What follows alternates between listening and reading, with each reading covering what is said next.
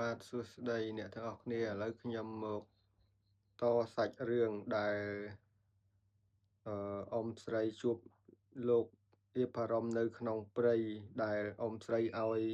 សញ្ញោដៃឲ្យចូលពួន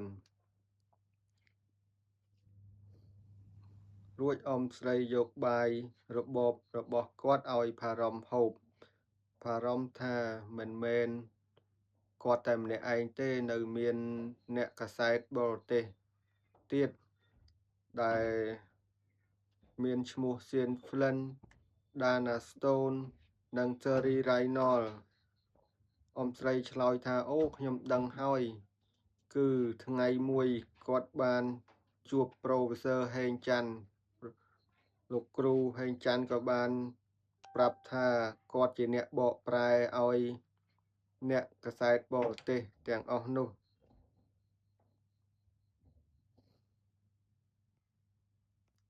ដោយ Professor ហេងច័ន្ទប្រាប់ថាទាហានខ្មែរក្រហមបានចាប់ខ្លួនអ្នកកាសែតទាំងអស់នឹងហើយ Professor ហេងច័ន្ទជាអ្នកបកប្រែឲ្យទាហានខ្មែរក្រហមទៀតដែលថ្ងៃមួយគាត់បានស្ងោរមាន់ដាក់កញ្ឆាឲ្យទាហានខ្មែរក្រហមហូប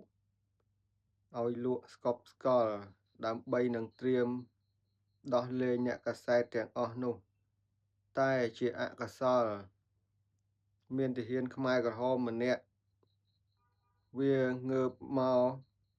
ក៏ទាញកំភ្លើងបាញ់រះចោលហើយក៏មានត្រូវម្នាក់ត្រង់ផ្លូវម្នាក់ទៀតចំឆ្អឹងជំនីមុននឹង Professor ហេងច័ន្ទ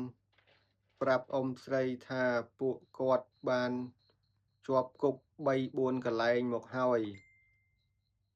ក្រោយមក Professor ហេងច័ន្ទក៏យកកាំបិតទៅកាត់ខ្សែនិងដំថ្មហើយឲ្យពួកគេលួចរត់បាត់ទៅលោកផារ៉មបញ្ជាក់ទៀតថាអ្នកដែលអ៊ំសេងកាត់ខ្សែដោះលែងពីលើកមុនក៏ជាសៀនផ្លិននិងអ្នកកាសែតបរទេសទាំងអស់នោះដែរអ៊ំសេងសួរលោកផារ៉មថាចុះឥឡូវអ្នកនៅឯណាលោកផារ៉មក៏ថាគាត់នៅឆ្ងាយជាងនេះបន្តិចនៅក្នុងព្រៃមួយដែលមានមនុស្សច្រើនហើយមនុស្សទាំងអស់នោះសិតសឹងតែអ្នកដែលចលះមកពីទីក្រុងភ្នំពេញដែលសិតសឹងតែជាអាជីវករលក់មាសលក់អីនៅផ្សារអូស័យផ្សារថ្មីដែលគាត់បាននិយាយគ្នារួចហើយអ៊ំសេងក៏លួចទៅយកអង្គមកឲ្យលោកផារ៉មទៅក្នុងព្រៃនោះទៅហើយថ្ងៃមួយប្រពន្ធព្រុចោតគាត់ឮមានអ្នកនៅក្នុងព្រៃមានមាសមានអីគាត់ចង់បានមាសក៏ឲ្យអ៊ំស្រីរកវិធីណាដើម្បីបានមាសពេលនោះអ៊ំស្រីនឹកឃើញថាបើអ៊ំចង់បានមាសឲ្យខោអាវខ្មៅខ្ញុំពាក់មួយកំ pl េហើយនឹងអង្គដាក់ក្នុងកថាងហើយអ៊ំស្រីក៏យកអាវខ្មៅពាក់និងអង្គនិងយកខោអាវពូចោតទៅបោកដើម្បីឲ្យគេឃើញថាគាត់យកខោអាវទៅបោករួចហើយអ៊ំស្រីក៏ចូលទៅក្នុងព្រៃនោះដើម្បីជួប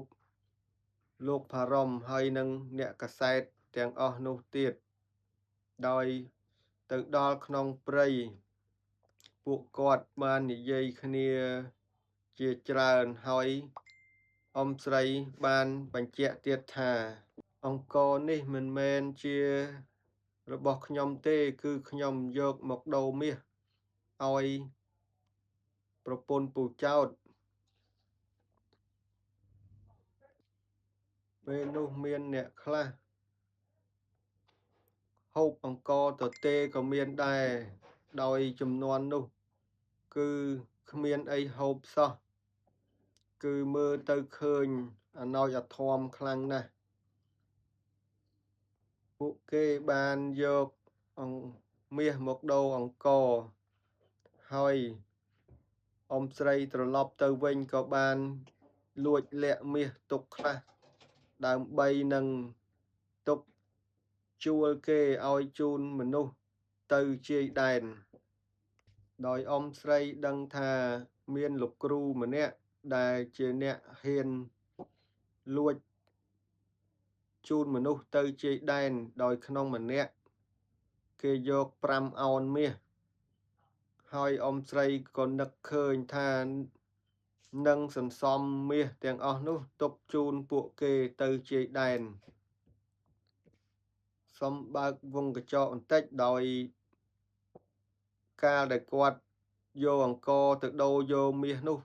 ផ្លិចរយៈពេលដល់ទៅ1 ឆ្នាំចង់1 ឆ្នាំកន្លះនោះបាទគឺច្រើនដែរបើតាមគិតពីព្រោះគាត់មិនមែនយកអង្គរទៅដូររាល់ថ្ងៃទេកាលហ្នឹងគាត់ទឹមមានកូនម្នាក់ហើយគាត់សរសៃខ្ចីទៀត4 5 ថ្ងៃ 4 10 ថ្ងៃអីបានគាត់បានយកអង្គរទៅដូរយកមាសម្ដងប្រហែល1 ឆ្នាំកន្លះនឹងក្រោយមកគាត់ក៏បានសំមាសទុកហើយក៏និយាយត្រូវរូវគ្នាជាមួយលោកគ្រូនឹងហើយក៏ឲ្យនាំជនបរទេសទាំងអស់នោះទៅហើយដោយ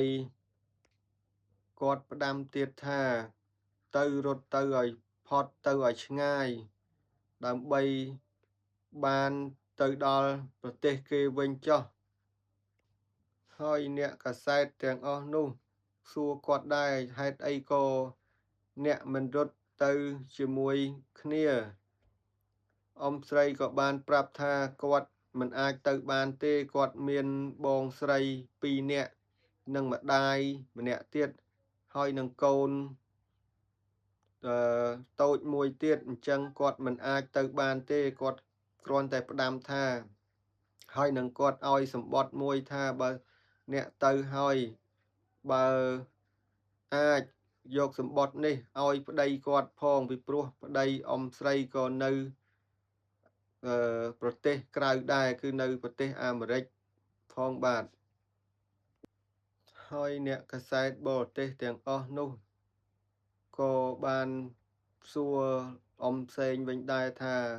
បើគាត់ទៅយ៉ាងម៉េចតាមផ្លូវតើយើងធ្វើម៉េចអ៊ំផ្សេងថាមិនបាច់គិតទេចាំមើលសិនចុះបាទខ្ញុំសូមនិយាយរឿងត្រឹមប៉ុណ្ណឹងទៀតសិនចុះហើយបើតាមការពិតទៅមានរឿងជាច្រើនដែលខ្ញុំចាំអត់បានអ៊ំស្រីបាននិយាយប្រាប់ច្រើនណាស់ប៉ុន្តែខ្ញុំលើកមកនិយាយសង្ខេបខ្លះទេហើយខ្ញុំចាំមិនសូវច្បាស់ជួនកាលអាចនិយាយទៅវាខុសខ្លះក៏សូមខន្តីអភ័យទោសដល់អ្នកតាមដានទស្សនាដែរបាទពីព្រោះរឿងរបស់គាត់បានសរសេរចងក្រងចេញជាសៀវភៅច្រើនច្បាប់ដូចជា4-5 ច្បាប់នោះបាទគឺគាត់សរសេរពីវ័យកុមារវ័យជំទង់និងវ័យគាត់ជួបខ្មែរក្រហមហើយនឹងវ័យគាត់នៅស្រុកអាមេរិកសពថ្ងៃហ្នឹងបាទហើយសង្ឃឹមថាថ្ងៃមុខគាត់នឹងអាចបញ្ចេញសៀវភៅនឹងមកឲ្យបងប្អូនបានដឹងបានអានបានចំណេះដឹងទាំងអស់គ្នាដើម្បីបាត់ចម្ងល់ដែលគាត់បានជួបJohn Flynn និងអ្នកកាសែតបរទេសទាំងអស់នឹងក្នុងសម័យនឹងបាទអញ្ចឹងសូមស្លេះត្រឹមប៉ុណ្ណេះសិនបាទ